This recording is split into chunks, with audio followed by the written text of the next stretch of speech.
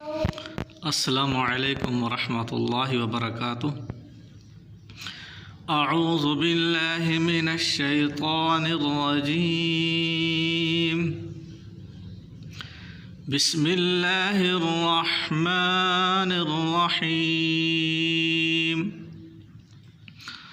قل هو اللہ احد اللہ الصمد لم يلد ولم يولد ولم يكن له كفوا احد۔ آپ کہہ دیجئے وہ یعنی اللہ احد ایک ہے، اکیلا ہے۔ اللہ الصمد، اللہ تعالی بے نیاز ہے۔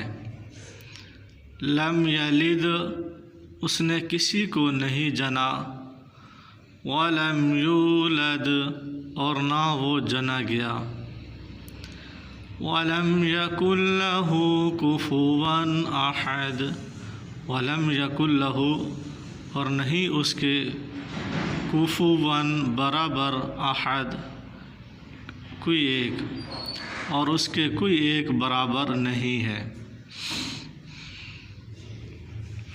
سورہ اخلاص، اس میں خالص اللہ تعالیٰ کی توحید کا ذکر ہے، بیان ہے۔ اللہ تعالیٰ نے پہلی ہی آیت میں ارشاد فرمایا، قل هو اللہ احد، اللہ تعالیٰ ایک ہے،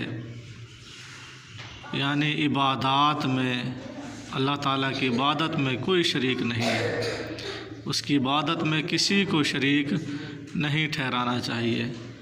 وہ ذات میں بھی اکیلا ہے، تنہا ہے، اس کی ذات کا جز حصہ نہیں ہے، اس کی ذات کے جز اور حصے نہیں بنانے چاہیے، اور اس کے افعال میں یعنی کاموں میں بھی کوئی شریک نہیں ہے۔ پوری کائنات وہ چلا رہا ہے، تو اس کے چلانے میں، کائنات کے چلانے میں اللہ تعالیٰ کا کوئی شریک نہیں ہے۔ تو ذات میں، صفات میں، کاموں میں تو اللہ تعالیٰ اکیلا ہے، یہ ہے توحید۔ اور عبادات میں اللہ تعالیٰ اکیلا ہے، اس کا کوئی شریک نہیں ہے۔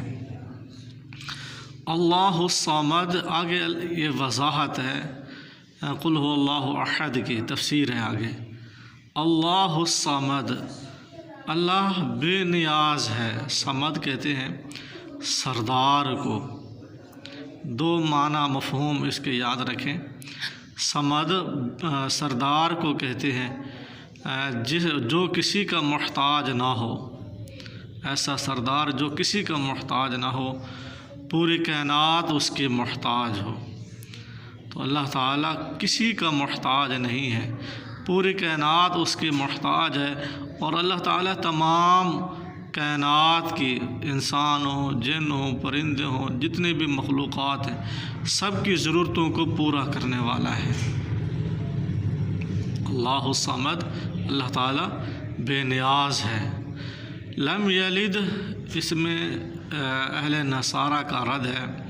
ان کا نظریہ ہے عیسیٰ علیہ السلام ابن اللہ ہے، معاذ اللہ، کہ وہ اللہ کے بیٹے ہیں۔ اور یہودیوں کا بھی نظریہ جو ہے کہ عزیر اللہ کا بیٹا ہے۔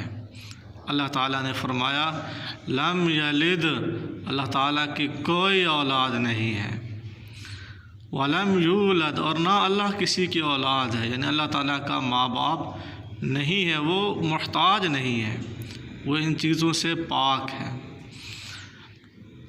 ولم یکن لہ کفوا احد، اور نہیں ہے اس کے کفوا احد، کوئی ایک برابر، اللہ تعالیٰ کے کوئی برابر نہیں ہے۔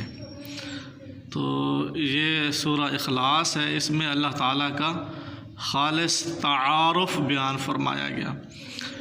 مشرکین مکہ نبی کریم صلی اللہ علیہ وسلم کے پاس آئے تھے، انہوں نے کہا تھا کہ اللہ کا حسب و نسب بیان کرو، جس طرح ہمارے جو بت ہیں ان کے حسب و نسب ہے، جس طرح ہمارے معبود ہم نے بنا رکھے ہیں ان کے حسب و نسب ہے، تو آپ اللہ کا تعارف بیان کریں، حسب و نسب بیان کریں۔ تو اللہ تعالیٰ نے اس سورۃ الاخلاص کو نازل فرمایا تھا۔ اللہ تعالیٰ ہم سب کو توحید اپنانے کی توفیق عطا فرمائے۔ وما علینا الا البلاغ المبین۔